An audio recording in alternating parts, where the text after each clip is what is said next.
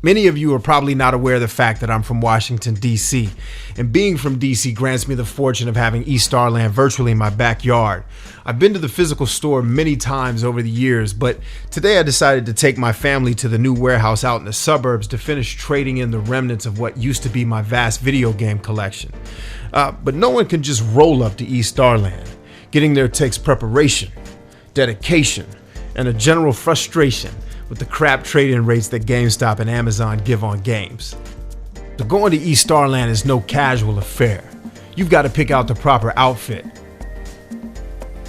You got to prepare and devour a breakfast made for gaming champions. Then you have to collect and organize your trade-ins. And don't forget to round up your family, because you'll definitely want to take your sons and or daughters with you so you can groom them to be gaming nerds just like you. And last, you'll need to venture out into the cold, gritty streets of DC suburbs in Virginia to find a new location.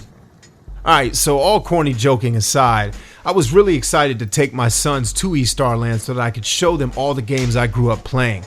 I was also anxious to finally liquidate the remnants of my once mighty video game collection. The new eStarland is much larger than the store I used to go to, which is closer to my home and the city. And it's essentially a warehouse now, filled with literally tons of gaming goodness.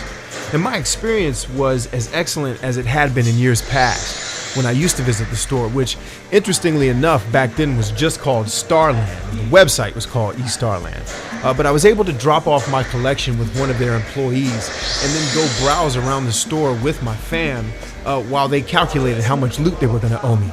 The overall customer service was on point, and each of the reps that worked there was very knowledgeable. I even met an employee that was able to tell me and give me some information about a few Japanese games I was interested in playing on the Super Famicom.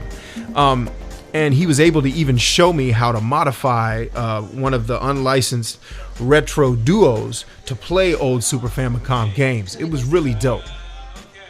So within the store, one of the things I found interesting and really excellent that many independent video game stores do is that they have several play stations. Yeah, no intended wordplay there. They have several stations set up where you can play both older and newer systems so that you can try out the games that you want to buy before you buy them. And when you think about it, indoctrinating my sons with Chrono Trigger, old Ninja Turtles games, and Super Smash Brothers also didn't hurt the experience.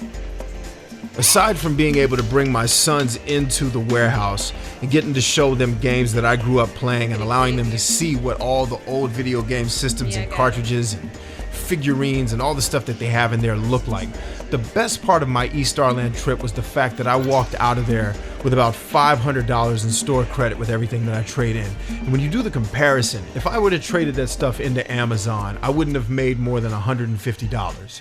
If I would have traded it into GameStop, they wouldn't have taken half of the stuff that I traded in. But now with $500 in credit, I can basically do whatever I want to do for the rest of the year in terms of gaming. So whether that's get a PS4, get a whatever the new Xbox is going to be called, or if it's just scoop up a bunch of old and some of the new games that are coming out this year that I want to play, I'm basically set. There's no other place that I could have gone, at least in my region where I live, where I could have gotten deals that are this good.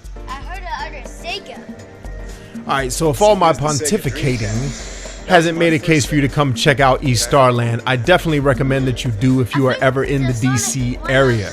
I've been to a lot of independent video game stores from California to Oklahoma to Florida, all up and down the map, and I've never seen any video game store as well put together as eStarland, especially when you consider the rates that they give you for your trade-ins.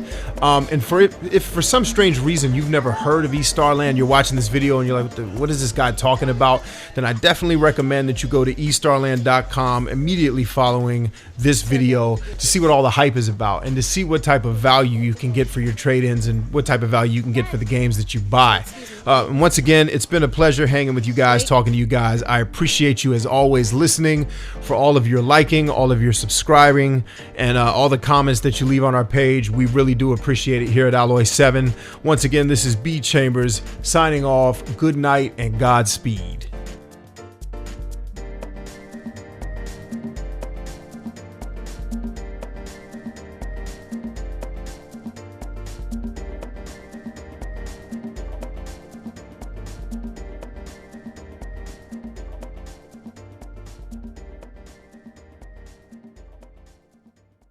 Alloy 7.